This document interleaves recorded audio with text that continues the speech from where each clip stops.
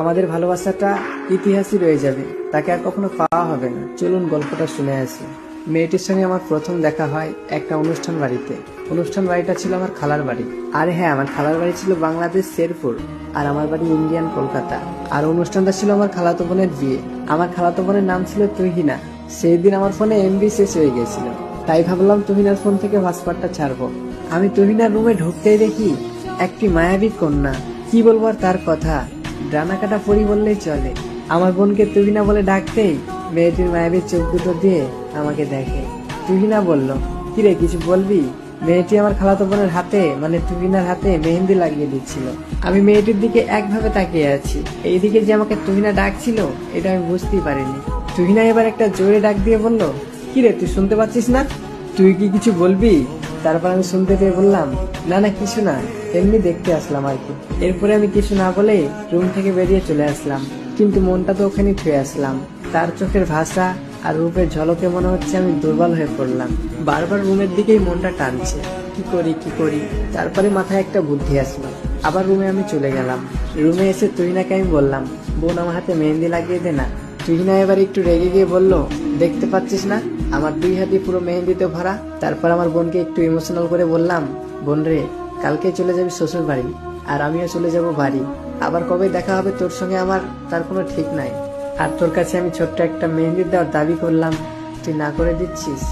বোনের হাতে কিন্তু মেহেন্দি লাগানো শেষের কাছাকাছি। আমি কিন্তু রেগে গিয়ে নাটক করে বললাম, ঠিক আছে দিয়ে দিতে হবে না, থাক। এরপরে বোন আমার বলল, কোথায় যাচ্ছিস, থাম। আর মেয়েটিকে বলল, নেসি আমার ভাইয়ের হাতে একটু মেহেন্দি লাগিয়ে দে না। তখন আমি বুঝতে পারলাম মেয়েটির নাম নেসি। নেসি মাথা নড়িয়ে বলল, ঠিক আছে। এরপরে আমার বোনকে আমার মা খেতে ডাকছে। বোন আমার কিছু না বলে চলে গেল। তারপরে নিশির সামনে গিয়ে আমি বসলাম, বুকটা আমার ধুক করছে। নিশির সামনে আমার হাতটা রাখলাম। নিশির হাতটা আমার হাতে স্পর্শ করলো। স্পর্শ করার সঙ্গে সঙ্গে আমার শরীরটা শিউরে উঠলো, মানে যাকে বলে পুরো শরীরটা কাটা কাটা হয়ে গেল। এরপরে নিশি আমাকে বলে উঠলো, আচ্ছা মেহেন্দি কিভাবে দিয়ে দিব? মাশাআল্লাহ, তার কণ্ঠ শুনে আমি আরো দুর্বল হয়ে পড়লাম। আমি বললাম, আপনার ইচ্ছে। এরপর নিশির মতো নিশি মেহেন্দি দিতে শুরু করলো। নিশি যখন আমার হাতটা ধরে মেহেন্দি লাগিয়ে দিচ্ছিল, তখন আমি একটা কথা ভাবছিলাম, এইভাবে যদি আমার হাতটা সারা জীবন ধরে থাকতো। তারপরেই নিশি আমাকে বলে উঠলো, আচ্ছা আপনার নাম কি? তারপর আমি বললাম, আমার নাম রাজ। নিশি আর কিছুই বললো না। কিছুক্ষণ পর আমি বললাম, আচ্ছা আপনার নাম কি? তারপর নিশি বলল, ওই যে কিছুক্ষণ আগে আপনার বোন যে নামে ডাকলো ওইটাই আমার নাম। আমি বললাম, ও আচ্ছা, মাশাআল্লাহ, অনেক সুন্দর নাম। আমি তো আর নিশিকে বলে বোঝাতে পারছি না, তার নাম তো দূরে থাক, তার চুলের গন্ধটাও আমার হৃদয়ে গেঁথে গেছে। এরপরে আমি আবারও বলে উঠলাম, আচ্ছা আপনাকে কি আমি তুমি করে বলতে পারি? নিশি কিছুক্ষণ চুপ থেকে বলল, হ্যাঁ অবশ্যই, আপনি আমাকে তুমি করে বলতে পারেন। এরপর আমি বললাম, আমি আপনাকে তুমি করে বলতে পারি, কিন্তু একটা শর্ত আছে। নিশি বলল, শর্ত? কি শর্ত? আমি বললাম, আপনাকেও আমাকে তুমি করে বলতে হবে। এইভাবে গল্প করতে করতে কখন যেন আমার হাতে মেহেন্দি লাগানো শেষ হয়ে গেছে।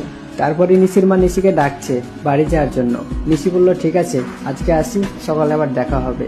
এই বলে চলে যায় নিশি। আমিও ঘুমিয়ে পড়ি।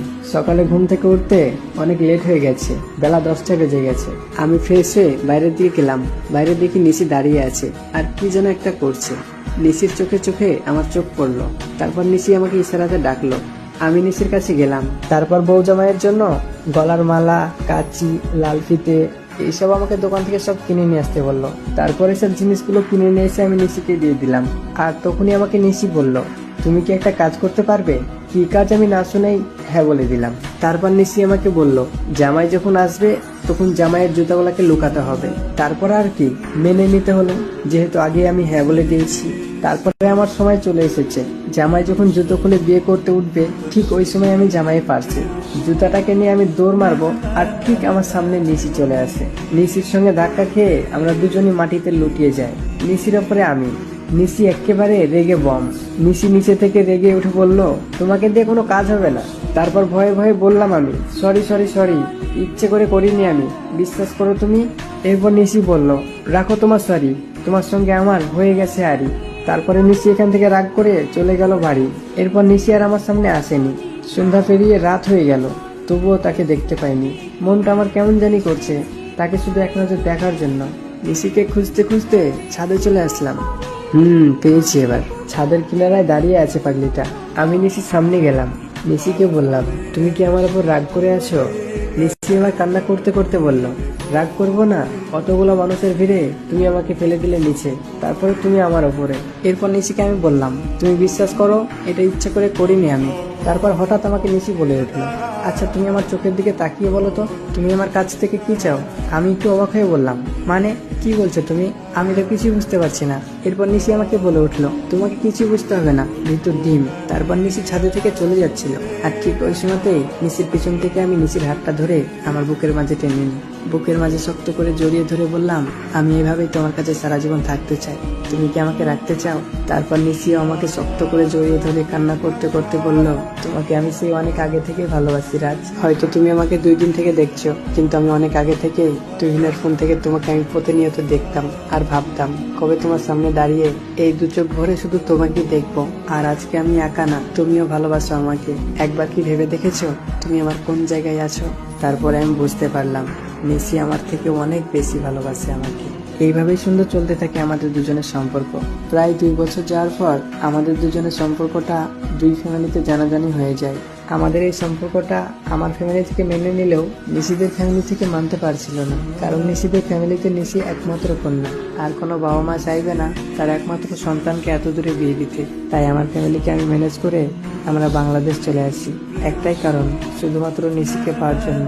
আমরা বাংলাদেশ যেহেতু চলে আসলাম, তাই আর আমার আব্বু দেরি না করে আমাদের বিয়ের দিন তারিখ ঠিক করে নেয়।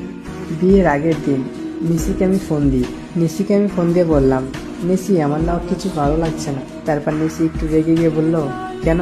কালকে আমাদের বিয়ে, তারপরেও তোমাকে কিছু ভালো লাগছে না? তাহলে বিয়ের কিছুদিন পর তো তোমার আমাকেও ভালো লাগবে না। তারপরে আমি বললাম, আরে পাগলি এমন কিছুই না, বলছি চলো না একটু ঘুরে আসি কোথাও থেকে। এরপর নিশি বলল, যাওয়া যায়, ঠিক তোমার মতনই আমার মনটা করছে। এরপরে কাউকে কিছু না বলেই গাড়ি বের করে আমি আর নিশি ঘুরতে বেরিয়ে যাই। অনেক জায়গায় ঘোরাঘুরি পর নিশিকে আমি বললাম, নিশি অনেক রাত হয়ে গেছে, চলো বাড়ি ফিরে যাই। নিশি বলল, ঠিক আছে চলো। এরপরে বাড়ি ফেরার পথে রওনা দিলাম। আমি গাড়ি চালাচ্ছি আর নিশিকে বলছি, দেখো কালকে আমাদের বিয়ে আর আজকে আমরা এইভাবে ঘুরে বেড়াচ্ছি। নিশিও বলল, ব্যাপারটা কিন্তু অনেক মজার। এইসব গল্প করতে করতেই সামনে থেকে একটা ট্রাক এসে আমাদের গাড়িতে এসে ঠুকে দেয়। আমরা সঙ্গে সঙ্গে দুজনই মারা যাই। দুজনের ভালোবাসা সত্যি হলেই আর ফ্যামিলি মেনে নিলে যে তাকে পাওয়া যায়, এটা একদম ভুল ধারণা। ওই উপরওয়ালা যদি নসিবে না রাখে তাহলে কি আর কখনো সম্ভব হয়? কখনোই না। তো পুরো গল্পটা শোনার জন্য ধন্যবাদ, ভালো থাকবেন।